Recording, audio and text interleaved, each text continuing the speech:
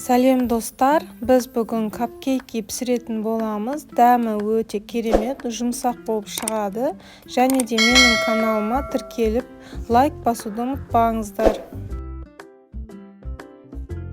Яғни бізге қажетті заттардан осы заттар қажет болады. Және видеоның астында описанияда мен қалдырып кетемін.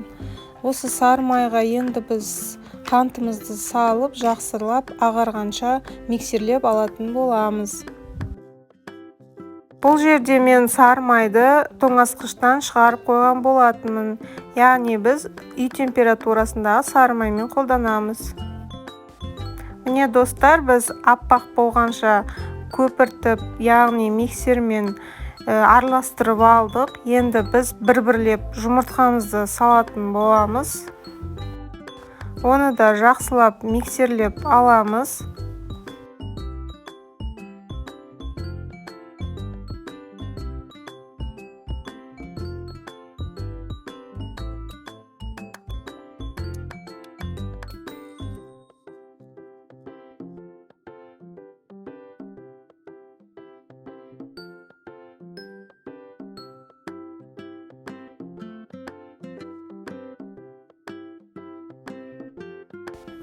Енді біз ұнымызды салатын боламыз.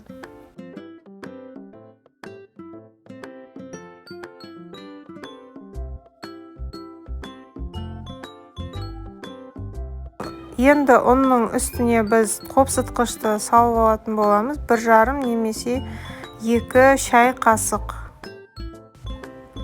Және ванилин болса, ванилин қосамыз. Тағы да жақсылап араластырып аламыз.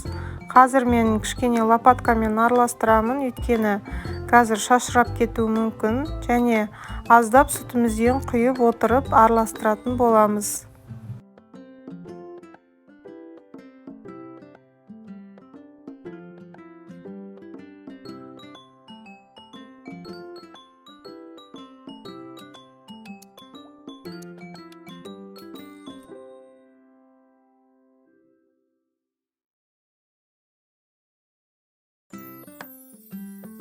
Енді осындай капкейктерге арналған қағаздарды төсейтін боламын. Егерде сіздерде болмаса, майлап жасасаңыздар да болады.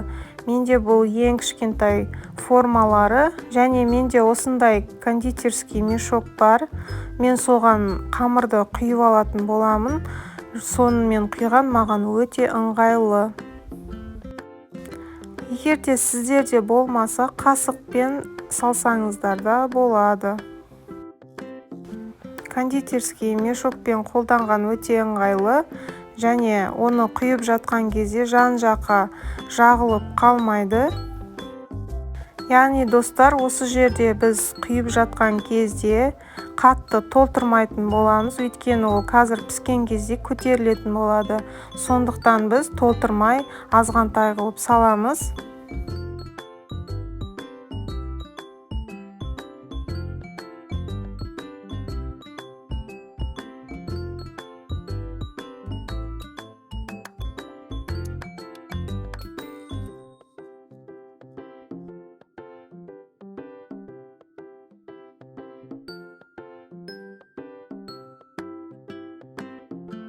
Менде духовкада 25-30 минутта пісті.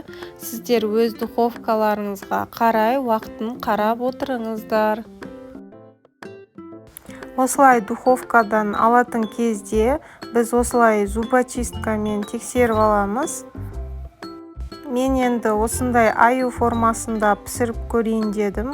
Балаларға өте ұнайды. Сондықтан қазір көретін боламыз. Негізі капкейктердің бетіне крем жасап салады, бірақ менде сливки болмады, сондықтан мен осылай жасап жатырмын. Кремсіз кекстер сияқты болады. Және өздеріңізге егер крем ұнап жатса, оны да жасасаңыздар болады. Міне капкейктер дайын болды, өте әдемі қызарып пісті. Менде кішкентай болғандықтан 25 штук шықты, егерде сіздердің формаларыңыз үлкен болса, ол 15 штук шығады. өте нәзік, жұмсақ, дәмі де өте керемет болды. Отбасыларыңызды жасап қуантыңыздар.